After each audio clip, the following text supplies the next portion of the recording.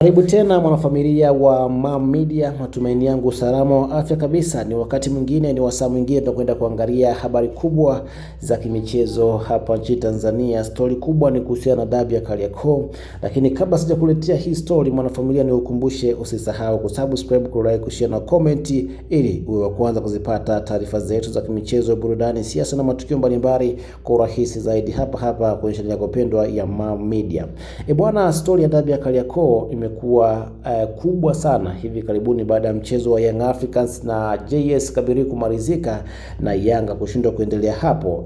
Kwenye mahojiano ya afisa habari wa klabu ya Yanga Ali Kamwe na waandishi wa habari, alizungumza kwamba mchezo unaofuata wa Yanga dhidi ya Simba utakwenda kupigwa New Amaan Complex visiwani Zanzibar na sio Benjamin Mkapa. Baada ya kauli hiyo kumeibuka maswali mengi kwa wadau, na baadhi ya mashabiki wa Simba walimjibu Ali Kamwe kutokana na kauli hiyo na kudai kwamba haiwezekani ikapigwe visiwani Zanzibar, inatakiwa ipigwe Benjamin Mkapa kwa sababu ni uwanja mkubwa unachukua mashabiki wengi, na kulingana na timu hizi na mashabiki wengi, kwa hiyo itakuwa bomba ikapigwa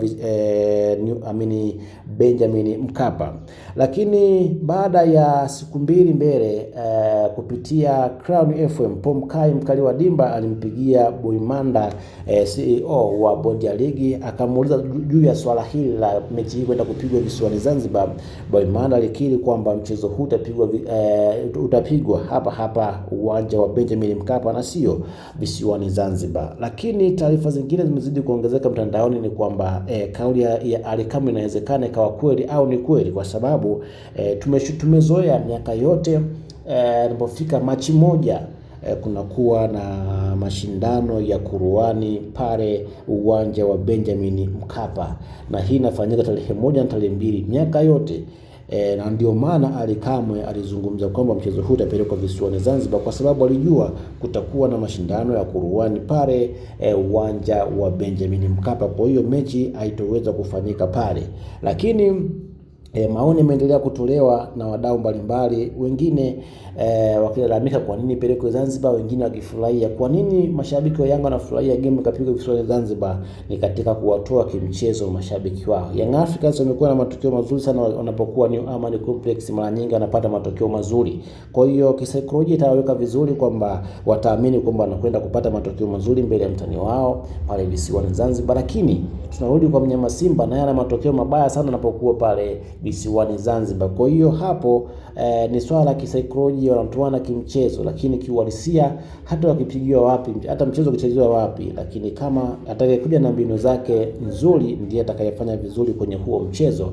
Lakini kama wataingia na ile swala la hofu kwamba Yanga na matokeo mazuri pale visiwani Zanzibar, basi yatakuwa ni yale mara 7 mfululizo. Lakini kama watakwenda kupambana kimbinu, basi tunaweza kushuhudia mchezo mzuri wenye ushindani. Lakini bado Young Africans wana nafasi kubwa ya ushindi kutokana na kikosi chao kina muunganiko mzuri. Simba Sports, kumbuka dirisha hili dogo wamefumua kikosi chao kwa kiwango kikubwa sana, kwa hiyo wana wachezaji wengi ambao ni wapya, lichakuwa wameclick mapema, wameonyesha kuwa wanaonyesha kitu mapema kabisa na timu inaanza kupata muunganiko. Lakini bado Yanga ndio wenye nafasi kubwa ya kupata matokeo mazuri kutokana na jinsi ya timu zao zilivyo. Young Africans wana wachezaji wengi ambao wameshazoeana tayari kwa muda mrefu, lakini Simba ndio kwanza. Karibia kila eneo kuna mchezaji mpya. Ukiangalia pale golini mchezaji mpya, akija kwenye beki mchezaji mpya, wapo kwenye kiungo, kwenye forward, kote wapo.